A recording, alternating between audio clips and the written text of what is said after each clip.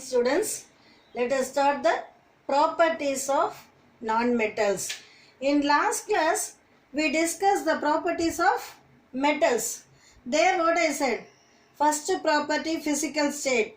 Generally, it is existing as solid. Metals exist as solid, I said. Whereas in case of non-metals, it will exist as solids, liquids or gases. For example, sulfur and phosphorus, it exists in solid state. Bromine exists in liquid state. Oxygen and nitrogen, likewise gases, it exists in gaseous state. So, it exists in all the three states. Which one? Non-metals. Generally, when we are saying non-metals are always soft in nature. Metals are hard, non-metals are soft.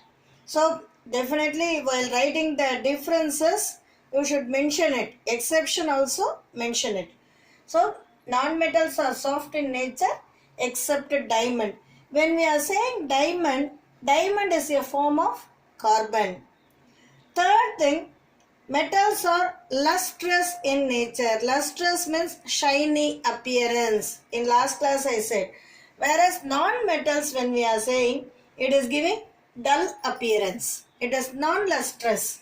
Same manner, density. Metals are having high density, whereas non-metals are having low density. Next thing, malleability. In last class what I said, metals can be drawn into sheets. Example, aluminum foil I said, no? That property we are saying it as malleability, whereas non-metals are non-malleable. Same manner, ductile. Ductility means generally metals, some of the metals are having the capability to stretch into wires. So that property we are saying it as ductility. Metals generally possess ductile property, whereas non-metals are non-ductile except carbon. Carbon alone, it is having ductile property. Non-metals, when we are saying, it is a bad conductor of heat and electricity, whereas metals are good conductors of heat and electricity. Final property is sonority. What I said in the earlier class, metals generally produce sound. That property is called as sonority, I said. Whereas non-metals are non-sonorous. Finally, now we will see the uses of non-metals. For non-metals, generally when we are saying sulfur, phosphorus, oxygen, likewise that all will come under non-metals. Sulfur, when we are saying, it is used in the vulcanization of rubber. Phosphorus, we are using it in matchsticks. Same manner, nitrogen, when we are saying, it is used in the manufacture of ammonia. Diamond, that is a form of carbon, that is used for making jewels. That you know very well. Chlorine, when we are saying, it is used as a bleaching agent. Hydrogen also, it is used as a rocket fuel. So, these are the uses of non-metals. So, after this class, you should be able to differentiate the metals and non-metals. Next topic is metalloids. When we are saying metalloids, substance which possess both metallic and non-metallic property is called as metalloids. Metalloids also properties, when we are saying, generally it is solid in nature. Same manner, metalloids, it can form alloys. Alloys means mixture of two metals. Next thing, it is also used as a semiconductor. These are the properties of metalloids. Same manner, physical properties, it is showing metallic character. Physical properties of substances are showing metallic character, whereas chemical properties of substances are showing non-metallic character. Now, we are taking compounds. This is the final topic for this lesson. Compounds. First of all, how this compound is formed? When two or more metals combine. When two or more elements combined in a fixed ratio, compound is formed. For example, hydrogen and oxygen are mixed in a fixed ratio so that water, which is a compound, is formed. Now we are going to see the classification of compounds. From where we are getting these compounds? Based on that, it is classified into two types. One is organic compound and another one is inorganic compound. When we are saying about organic compounds, it is generally obtained from plants and animals, whereas inorganic compounds are formed from rocks and minerals. So these two are the classification of compounds.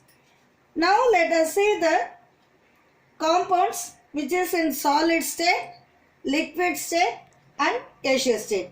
Solid state, when we are saying silica, they gave example. See these things, it is given as tabular column. Just I am saying out what are the elements present in that compound, that alone it is given separately. Uses of compounds, it is important. Water, you know very well, it is used for drinking as well as it is also used as a solvent. Table salt which is known as common salt we are using in kitchen, even that is also a compound we are using in our daily diet, that we know very well.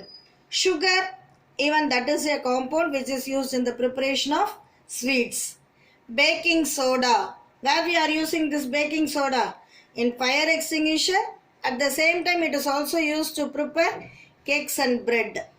Washing soda, that is used as a cleaning agent. Bleaching powder, we know very well, it acts as a disinfectant.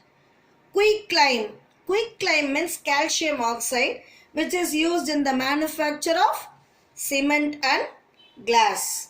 Slaked lime means we are using for whitewashing, no? That we are saying it as slaked lime, calcium hydroxide. So that is used for whitewashing of walls. Limestone, that we are using it for the preparation of chalk piece. See, everything it is given in your textbook in the form of tabular column. Compounds, uses of compounds, it is very important. Even in more to know, they gave the common name for compounds. Copper sulfate, blue vitriol, ferrous sulfate, green vitriol, potassium nitrate, saltpetre. Sulfuric acid, it is the oil of vitriol. Calcium sulfate, gypsum, potassium chloride, muriate of potash, calcium sulfate, hemihydrate, plaster of Paris. You know very well plaster of Paris, where we are using during fracture of bones. Same manner it is also used for making statues, that we know very well. So with this entire lesson is over. In next class, I'll give the evaluation part in this lesson, that I'll send it in your Google Classroom. Write it in your classwork so that it is very easy for you during midterm test. Thank you, students.